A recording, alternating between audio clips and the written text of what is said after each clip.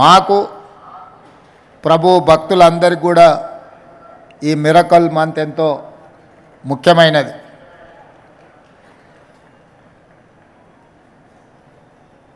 Christian సమాజం ఈరోజు ప్రపంచంలోనే అతి ఎక్కువ మంది జరుపుకునే పండుగ క్రిస్మస్ పండుగ. ఈరోజు ప్రపంచంలో అత్యధికంగా జరుపుకునే ఉత్సవం ఏదైతే ఉందో అది క్రిస్మస్ పండుగ అని చెప్పి మనందరం కూడా గుర్తించవలసిన అవసరం ఉన్నది. ప్రభు ఒకే మాట చెప్పిండు, నిన్ను నువ్వు ప్రేమించుకున్నట్టుగానే నీ పొరుగు వారిని కూడా ప్రేమించమని. ఇందులో సంపూర్ణమైన సందేశం ఉంది. మానవ సేవనే మాధవ సేవ అని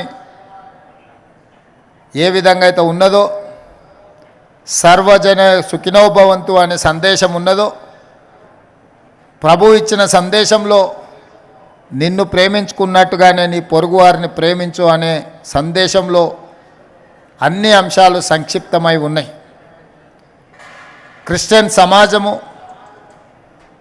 ముఖ్యంగా హెల్త్ అండ్ ఎడ్యుకేషన్, దేశ స్వతంత్రం వచ్చినప్పటి నుంచి ప్రభుత్వాలు ఎంత సేవను అందించినాయో విద్య విషయంలో, వైద్య విషయంలో ప్రభుత్వాలతో పోటీపడి క్రిస్టియన్ సంస్థలు కూడా ఈ దేశంలో పేదలకు విద్యను, వైద్యాన్ని అందుబాటులోకి తీసుకొచ్చి నిరంతరం ప్రపంచానికే ఆదర్శంగా ఉండే విధంగా ఏ సమాజమైనా అభివృద్ధి సాధించాలంటే, ఆర్థిక పురోగతి సాధించాలి అని అంటే విద్య అత్యంత కీలకమైనది. ఈరోజు మీరు ఎక్కడికి వెళ్ళినా, ఏ ప్రాంతానికి వెళ్ళినా క్రిస్టియన్ ఎడ్యుకేషనల్ సొసైటీస్ అందిస్తున్న సేవను ప్రభుత్వంతో పోటీపడి అందిస్తున్న కొన్ని సందర్భాలలో ప్రభుత్వంలో ఉండే విద్యా సంస్థల కంటే కూడా క్రిస్టియన్ సంస్థలు నిర్వహిస్తున్న విద్యా సంస్థలు నాణ్యమైన విద్యను అందిస్తున్నది. నిష్ణాతులైన విద్యార్థులను ఒక బాధ్యత గల పౌరులుగా తీర్చిదిద్ది ఈ సమాజ నిర్మాణంలో వారు భాగస్వాములై ఆదర్శంగా నిలబడ్డారు.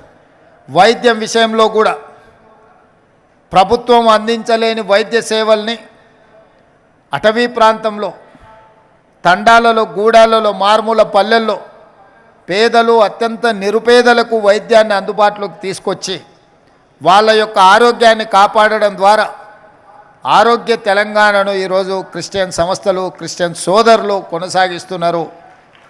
ఇలాంటి సేవా కార్యక్రమాలలో పాల్గొనడమే కాకుండా సమైక్య స్ఫూర్తిని, ఈ దేశం యొక్క భద్రతను, ఈ దేశంలో సర్వమతాలు సమానంగా ఉండాలి, సర్వమతాలు వాళ్ళు నమ్మిన, వాళ్ళు ఆచరించిన సిద్ధాంతాన్ని పాటించాలి, సర్వమతాలకు రక్షణ ఉండాలి అన్న ఆలోచన మా ప్రభుత్వానిది.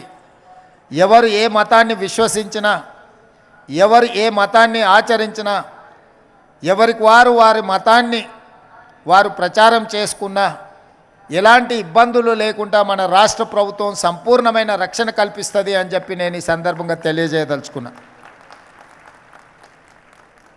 ఎవరు కూడా ఇంకొక మతానికో, ఇంకొక మతాన్ని ఆచరిస్తున్న వ్యక్తులకో, కుటుంబాలకో వ్యతిరేకంగానో, అభ్యంతరకరంగానో మాట్లాడడం తెలంగాణ రాష్ట్రంలో ప్రభుత్వము నిషేధించింది. ప్రభుత్వం అలాంటి చర్యలను సమర్థించదు.